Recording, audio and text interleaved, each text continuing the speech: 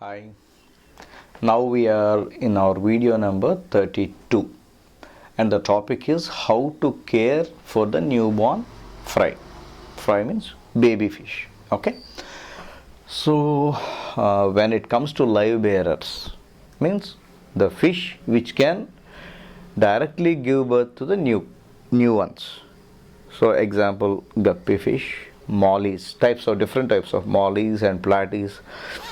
These all come under live bearers. They directly give birth to the newborn fry. Okay. So in this situation, in these types of newly born fry, which are born directly from the mother's womb, they have the natural tendency of searching for food and escaping from the predators. So, for example, if you are having a tank and if there are no plants or a very limited plants, and if your tank is filled with fish, and suddenly if you see some new fry in that, the survival of the fry may be very little because the other fish may eat them. But if in another situation, if the tank is big and if the fish are very few, and if there is a lot of plantation in the tank, and if suddenly if any fish directly give birth, all this fry will just go and hide in the plants. So the survival rate will be much more better when compared to the previous example. This is one way.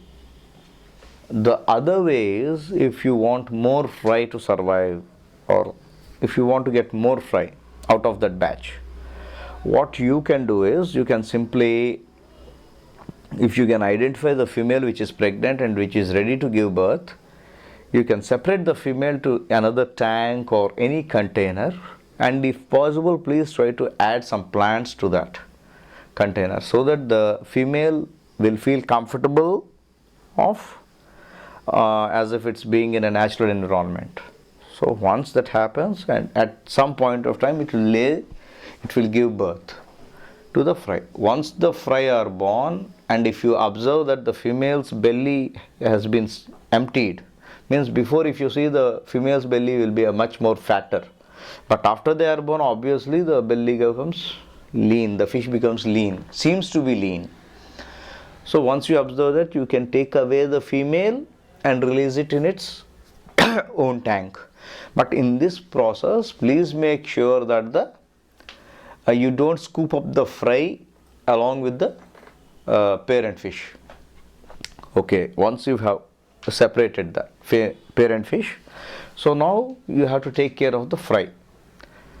For example, if you have a lot of plants in the fry tank, and if sunlight is good, and if the plants are also healthy and happy in their natural environment, what happens is, natural sources like infusoria, paramecium, or you can say phytoplankton or zooplankton will be developing in that tank. So once, if some sort of food, natural foods are there, these fry will eat the natural foods which are available, so which is a very good kickstart for the fry. For example, if there are no live plants, I suggest at least add a few plants if possible, so that at times the fry will nibble on the these green plants. Okay. So here what you can do is, because if there are live bearers, the fry are born from the live bearer, if you add the feed, you have to crush the feed which you are giving to the adults and make it a fine powder and just sprinkle it on the fry tank, so that the fry will come, eat and happily survive. And if possible, try to add a small snail, apple snail, so that the uneaten food or the waste of the fry will be consumed by the snail. Of course, in return it also releases waste, but this is one way of keeping the tank clean. And if you want to clean the water in the fry tank, we have to do it very cautiously. Why? Because the fry are very small.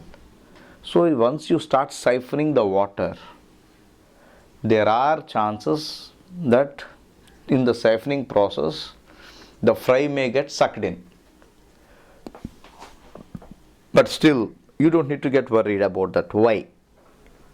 Once that gets siphoned, make sure that the water which you are siphoning will stay in another container and don't disturb it. Why? Because if any fry gets into that, gets siphoned, they will stay in the lower tank. So for example, if you keep an aquarium here and if you keep a small bucket over here, and if you siphon the water from top to bottom, as the water flows from upper part to the lower region, so the fry will stay in this tank. So after a couple of hours, of 2 hours or 3 hours, the waste gets sedimented to the bottom, and if there are any fry in it, if you can observe it very clearly, if you find anything, you can again scoop it up and leave it.